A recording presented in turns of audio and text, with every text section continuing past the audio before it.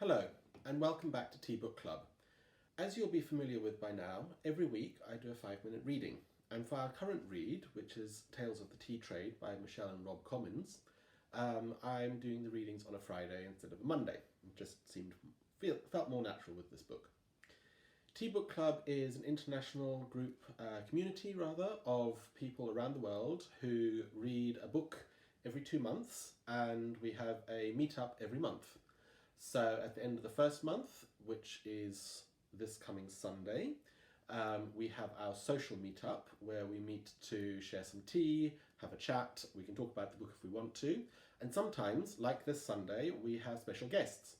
So this Sunday, Michelle and Rob Comins, author of our current book, Tales of the Tea Trade, which if you're not reading, you need to get reading, are coming to join us for our social meetup to have a chat, share some stories, take some questions. So really looking forward to that this Sunday. At the end of our second month, so at the end of May, we will have our more formal meetup where we discuss the book, share our thoughts, opinions, ideas, etc. If this sounds interesting to you, and this is something that goes beyond COVID-19, I started it about October last year and hopefully will continue to do so for some time yet, then hop over to teabookclub.org or head over to Instagram at jointeabookclub. All those links are below. If that sounds interesting to you, then head over to one of the links and join us, either for the meetup this Sunday, where we can talk to Michelle and Rob Comins, or if you'd like to join TeaBookClub more long term, you can sign up and join us to read the rest of this book together and whatever fabulous book we're reading next. So, on to the 5-minute readings. So I will just read a little bit of the book for 5 minutes. I'll set the timer and we will enjoy. I'm jumping in at page 54, Tea Houses. Historically, tea houses have always been places to meet up and connect, whether purely socially, for debate and discussion, or for business. Over the centuries, the formal rituals and ceremonies that have developed around tea have needed physical spaces to facilitate them. The earliest evidence of tea houses as spaces to gather is in Song Dynasty China, 960 to 1279, when they became very popular.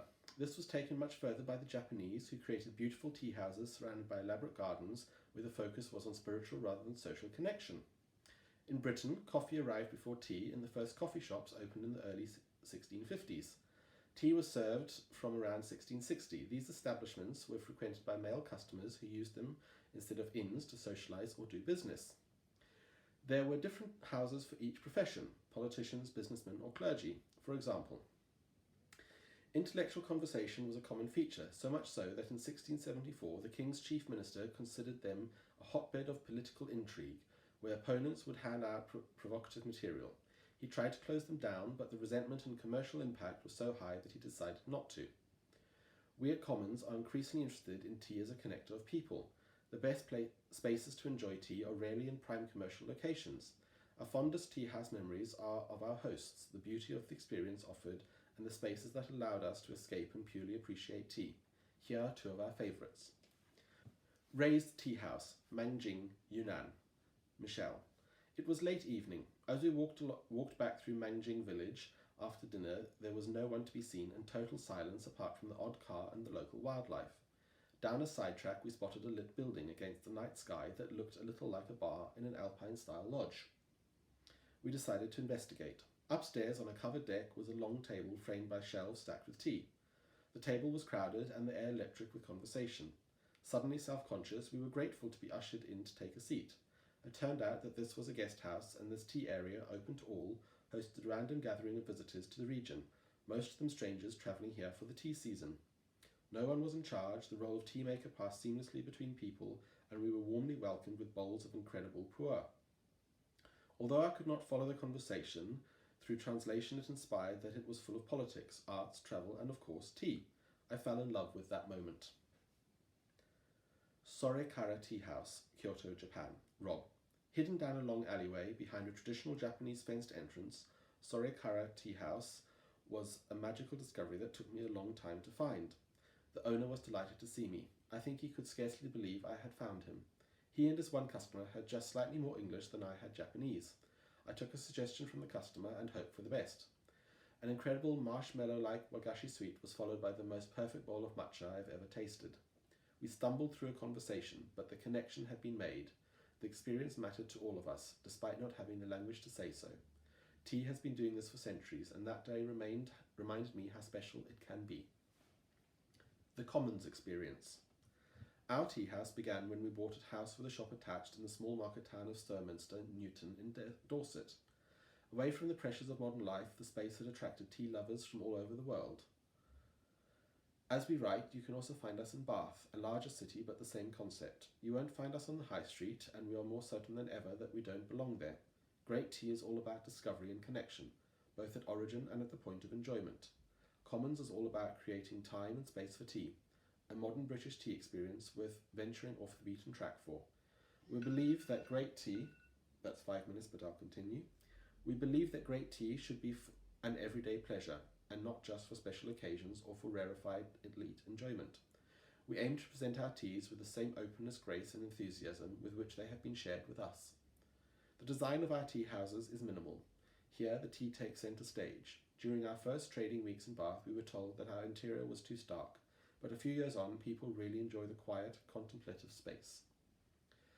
Our menu is global, inspired by our heritage and travels. We bake all of our own cakes and serve dumplings, hoppers, a type of rice flour pancake, and Indian and Japanese ice creams. Our teas are pure and unblended, served in a way that celebrates their origin while offering glimpses of our British heritage. We always check if our customers are familiar with pure unblended teas or are newcomers. It is also interesting to know why they have come to take tea with us. Do they want to be warmed, nourished, refreshed, or just comforted with something familiar? And based on the answer, we can then make a recommendation. Over time, a tea community has developed, keen to experience, learn about, and enjoy fine tea. Lone tea drinkers feel comfortable to enjoy peace and tranquility, a moment to themselves. At their most sociable, tea drinkers offer tastes of their chosen brew to complete strangers. Conversations start, topics are debated, connections are made. I've been to the tea house in Bath and it's lovely. It's just got a really lovely atmosphere and it's so relaxed, and you can just sit and chat, and they have the coolest tea tables. So if you're in England, take a visit to either. That was the 5-minute reading. I hope you enjoyed. Do come along to Tea Book Club. Head over to the website TeaBookClub.org or Instagram at Join Tea Book Club. The links are below, and I hope you will join us for Tea Book Club, and even for this Sunday, when we will be meeting with Michelle and Rob online to talk about tea. Thank you.